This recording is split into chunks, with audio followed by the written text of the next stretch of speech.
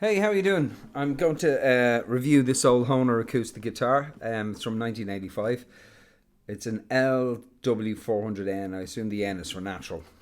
It's really nothing special, but I suppose for a campfire guitar or something, a beater to keep it, you know, uh, at the girlfriend's house or, you know, in your RV, whatever the hell.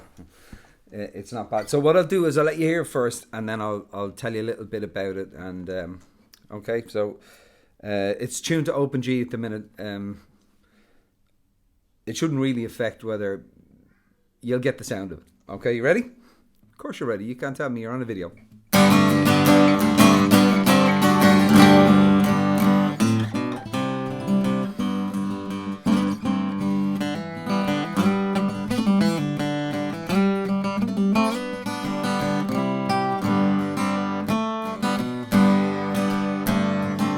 Excuse the playing.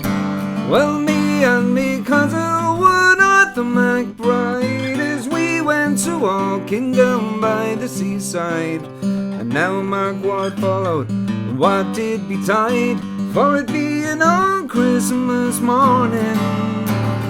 For recreation we went on a tramp and we met Sergeant Napper and Corporal Vamp, a little wee drummer intending to camp, for the day being pleasant and charming.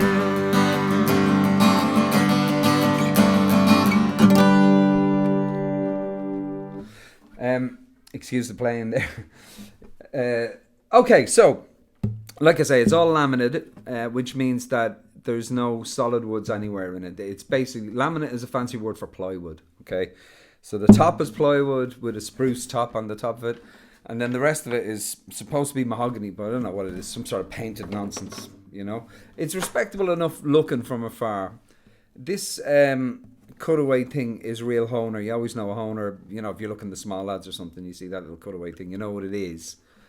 The fretboard looks like ebony. It's not. It's just painted gack. Whatever the neck wood is made of, I think they just painted it black.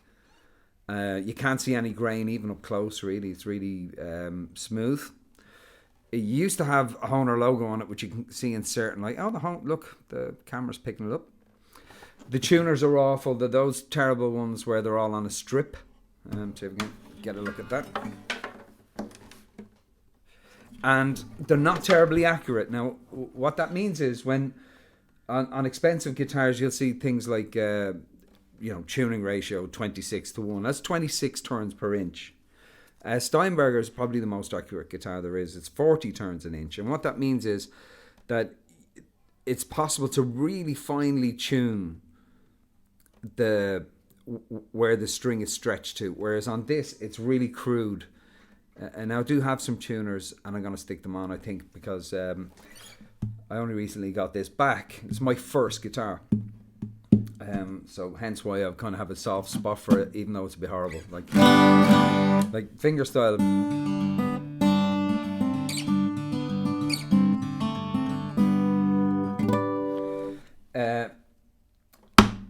So what else is there to tell you about it? Well, not a whole lot. Look, what I would say is I see people waxing lyrical about these old guitars online. And to be honest, the cheaper stuff now is better because of technology like CNC and just the way costs for instruments, generally speaking, have come down. So this cost 55 Irish pounds in 1985, which when you do inflation on it, it's 170 pounds. I forget what that is in euro. Work it out. 170 old Irish pounds multiplied by 1.27. So whatever that is. There are better instruments available for the money.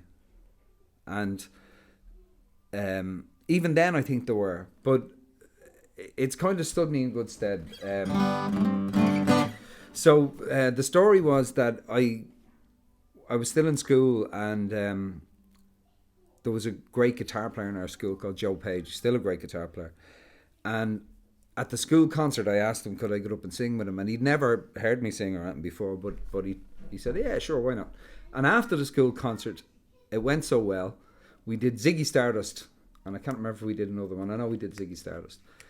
And he said, well, look, would you like to go busking with me? And I said, yeah, that'd be cool, you know. So my brother had a guitar, but wasn't out take that. So we would walk into Dublin city centre, and on the way we'd stop at another friend's house, a guy called John Clear, and I would borrow John's guitar.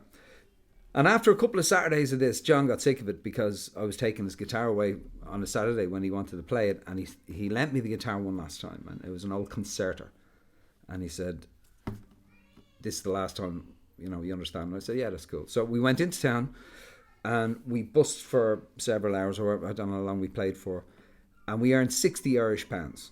And on the way home, we went into Goodwin's in Capel Street, which is still there. It's a fantastic shop. And Joe tried all the cheap acoustic guitars in the shop, and he chose this one for me. And he paid for it out of our takings, which left him with a fiver. Now, I always thought that was an extraordinarily generous thing to do, was to pay for my first guitar. But it was really a shrewd investment for him, because what it meant was we could continue to busk, and we really earned an awful lot of money that summer for kids. Like, my first job was 55 quid a week, and we were doing that in a couple of hours on a Saturday back in the day. So I played it. It was my only guitar, and I played it for a few years. And when I got a job in a band, I bought a better guitar, and I gave this one to my dad, because he was talking about learning the guitar course. He never did, but what he did was he put it in a cupboard, and I thought it was gone. But last year he said, would you put strings on that acoustic guitar for Lauren, who's my niece? And I said, you still have that? And he went, yeah. So what I did was I went out and I bought Lauren a nice Fender acoustic, and I gave my dad, or was it Squire? I can't remember. It was a nice one. But I gave that to my dad for Lauren instead, and I took this home and strung it up and all the rest of it. So I'm really delighted to have it back, just for the history of it.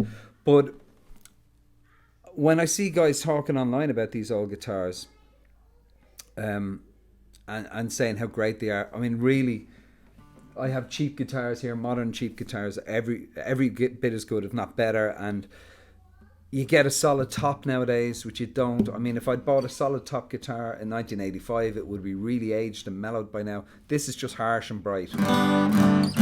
Now, for some things, harsh and bright is good, right? You stick a capo on there, whatever, and, you know, whatever, hang on. Harsh and bright can be good for fingerstyle and stuff like that, but really as an all-rounder, you want a solid top. But if you come across one of these cheap, you know, 50 or 60 bucks or whatever, or 100, you know, maybe you might want to spend that kind of money on it if it's in good condition. And this one is in nice condition. Like, there's very few knocks and bumps, and there's a bump there. Maybe you'll want to do that, but I wouldn't be spending big money on it just because it's old, because old rubbish is still rubbish, right? And I'm not saying it's rubbish, but you know what I mean. Something being old isn't necessarily meritorious. So yeah, I hope, look, that was of help to you. It's a good campfire guitar, and if you come across them cheap enough, buy it, and you know it will be in this shape in 35 years. That's what, the other thing I meant to say was, I've had old Yamahas, and for some reason some of the old Yamahas seem to get a belly in the top, and you know that, by the way, the guy will have it sometimes this bridge shaved down so that he can get the action down. But really what that guitar would need is a neck reset, and on a cheap guitar it's just not worth doing. And particularly the 12 strings, I've had so many old FG 3 series 12 strings, 335, those ones, and they become unplayable over time because this neck angle changes out like that, and you just can't get the action low enough with the truss rod, because the neck is straight, it's just pointing the wrong way. And this hasn't happened, so maybe I'm being a bit unkind. But anyway, look, I'll go out and some more playing. What says he, me fine fellows, if you will enlist, it's 10 guineas in gold I will slip in your fist, and a crown to the bargain for to kick up the dust, drink the kid's health in the morning.